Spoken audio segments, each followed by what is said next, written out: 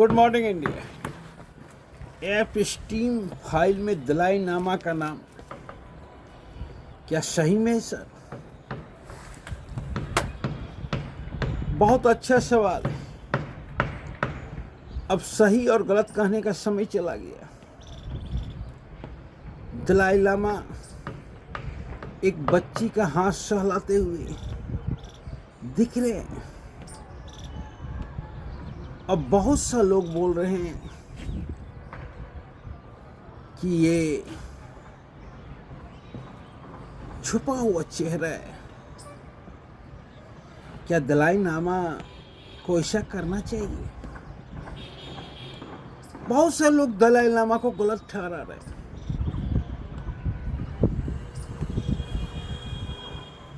बहुत से लोग दलाई लामा के ऊपर कमेंट कर रहे हैं।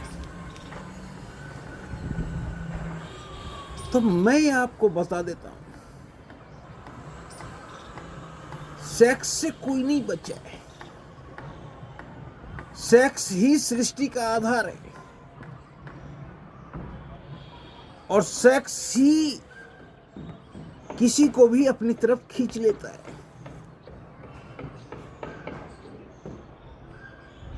जो इस बात का ढोंग करता है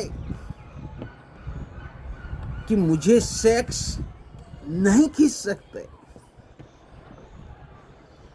तो मैं सोचता हूं वो हमें भ्रमित कर रहे हैं। हमारे भगवान बच्चे नहीं हैं, तो हम तो मानव हैं। सेक्स के सामने कोई नहीं बचा है और जिसे जितनी धन होती है वो उतने प्रकार का भोजन करता है। और यही तो है, इसको लेके बवंडर करने का कोई सवाल ही नहीं है। सेक्स भोजन के समान है और जो जितना रिच होता है उतने तरह का पकवान खाता है। तो मैं नहीं समझता हूं कि इसे लेके कोई आलोचना करनी चाहिए। वो दलाई लामा का निजी जिंदगी है। आपको निजी जिंदगी में जाने का कोई हक नहीं है।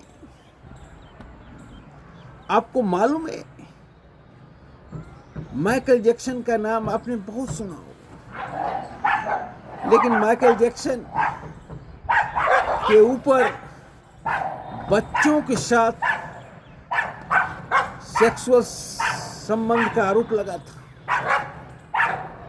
आपको मालूम है, महान लियोनार्डो दा विंची का नाम आपने जरूर सुना होगा। आज भी विंची को दुनिया सलाम करते हैं।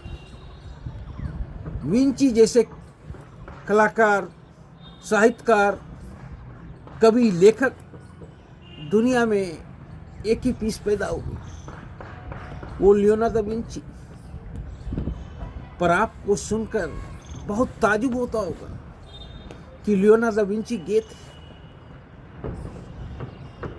तो हम महान आदमी की महानता देखनी चाहिए, ना कि उनके नेगेटिव पक्ष देखना चाहिए। अरे सेक्स तो सृजन का आधार है और वो किसी को भी अपनी तरफ आकर्षित कर सकते हैं। तो मैं नहीं चाहता हूं कि दलाई लामा की आलोचना होनी चाहिए। इसमें दलाई लामा ही नहीं, इसमें सारे देश के बड़े से बड़े हस्ती फंसे हुए हैं।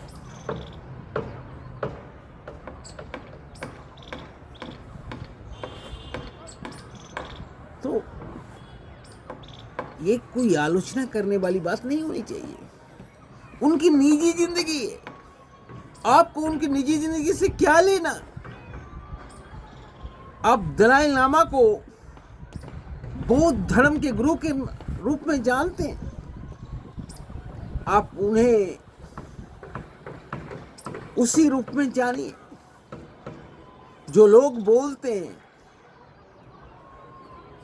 कि मुझे सेक्स से अपनी तरफ नहीं खींच सकता, वो आपको भ्रमित कर रहे हैं। सेक्स से कोई बचा नहीं है, और इसके लेके दलाई लामा की आलोचना नहीं होनी चाहिए, और ना किसी राजनेता का आलोचना होनी चाहिए।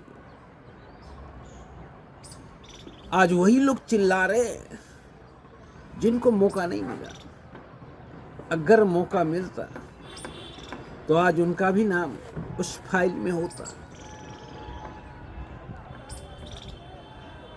तो ये चिल्लाने वाली बात नहीं है, ये उनकी निजी जिंदगी है, और उनकी निजी जिंदगी में आपको दखल देने का कोई हक नहीं है। आप दलाई लामा को उसी रूप में पूजिए जिस रूप में पूजते हैं। धन्यवाद।